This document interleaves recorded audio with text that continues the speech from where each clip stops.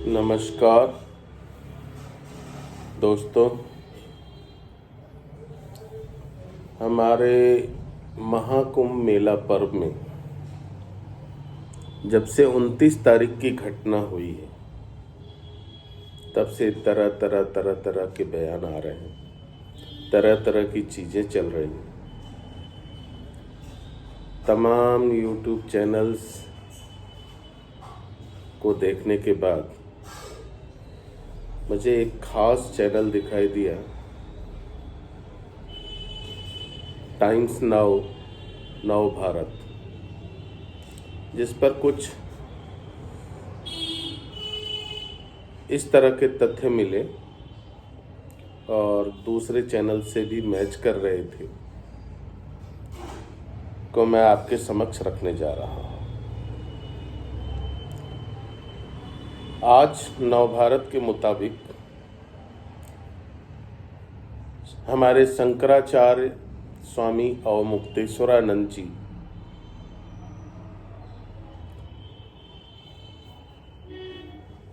तरह तरह के बयान दे रहे हैं, जिसमें उन्होंने योगी जी का इस्तीफा मांगा है।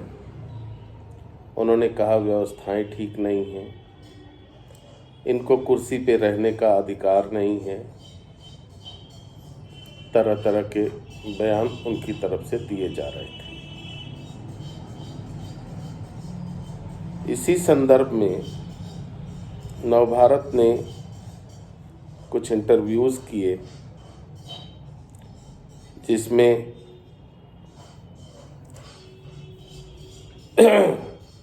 एक दिलावर बाबा हैं जिन्होंने अपना बयान दिया। दिलावर बाबा नहीं बल्कि दिनेश फलाहारी बाबा हैं, जिन्होंने बयान दिया कि मैंने योगी जी को चिट्ठी लिखी है, अपने खून से चिट्ठी लिखी है कि शंकराचार्य को महाकुंभ से बाहर निकाला जाए। इन्हें मेले में रहने का कोई अधिकार नहीं है। मेला प्रशासन ने जितनी मेहनत की है, साधु संतों के लिए जितनी व्यवस्था की है, उसकी तारीफ तो हमारे शंकराचार्य जी से आ नहीं रही है, बल्कि जो विपक्षी दल हैं उनके बयान के संगत में, उनके बयान के तरफदारी करते हुए कुछ उसी तरह के बयान दे रहे हैं। इन्हें शंकराचार्य कौन बनाया, कैसे बनाया, ये तो पता नहीं, पर इनके बयानों से ऐसा लगता है कि इन्हें महाकुंभ से बाहर निकाल दिया जाए। ये रही दिनेश फलाहारी बाबा के स्टेटमेंट्स। और कुछ और भी बाबा हैं जिन्होंने अलग अलग अपना बयान दिया है। उसमें से एक बाबा जी कह रहे हैं कि चांदी के सिंहासन पे बैठकर, चांदी के थाली में खाकर, शंकराचार्य की कुर्सी पर बैठकर इन्हें प्रशासन के दर्द का क्या पता है, वो क्या करना चाहता है।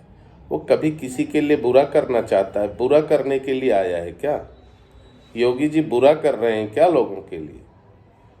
उनके अच्छाइयों पर तो कोई बयान दे नहीं रहे, उल्टा ये इस तरह के बयान दे रहे हैं जैसे लगता है कि इन्होंने विपक्षी पार्टी का दामन पकड़ लिया।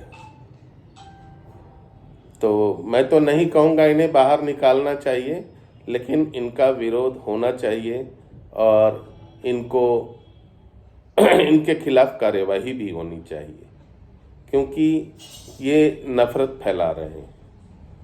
इस तरह तरह की बातें चल रही हैं। जैसे कोई कह रहा है कि पब्लिक से भी इंटरव्यूज़ लिए, उसमें उन्होंने, एक पब्लिक ने कहा कि सरकारी सुविधाओं का फायदा उठा रहे हैं। ऐसी कौन सी सरकारी सुविधा है जिसकी फायदा नहीं उठा रहे हैं? और जहां 1 करोड़ 2 करोड़ पब्लिक आ रही हो, वहां कुछ तो होगा ही। जैसे कुछ घटनाएं तो इस तरह की भी हुई हैं जिस पर हमारे शंकराचार्य जी ने कुछ नहीं बोला। महाकुंभ मेले में संतों की जय जयकारा नहीं लग रहा है, प्रशासन का जयकारा नहीं लग रहा है, पर अखिलेश की जय हो, समाजवादी पार्टी की जय हो, वगैरह वगैरह नारे लग रहे हैं। इसको उन्होंने कभी बुरा नहीं कहा।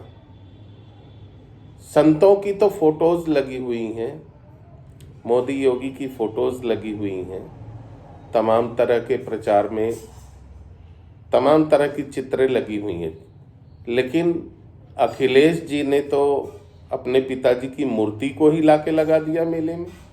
यहाँ तो किसी की मूर्ति नहीं लगी हुई है। मूर्ति और फोटोज में, मूर्ति और चित्रों में बहुत अंतर होता है।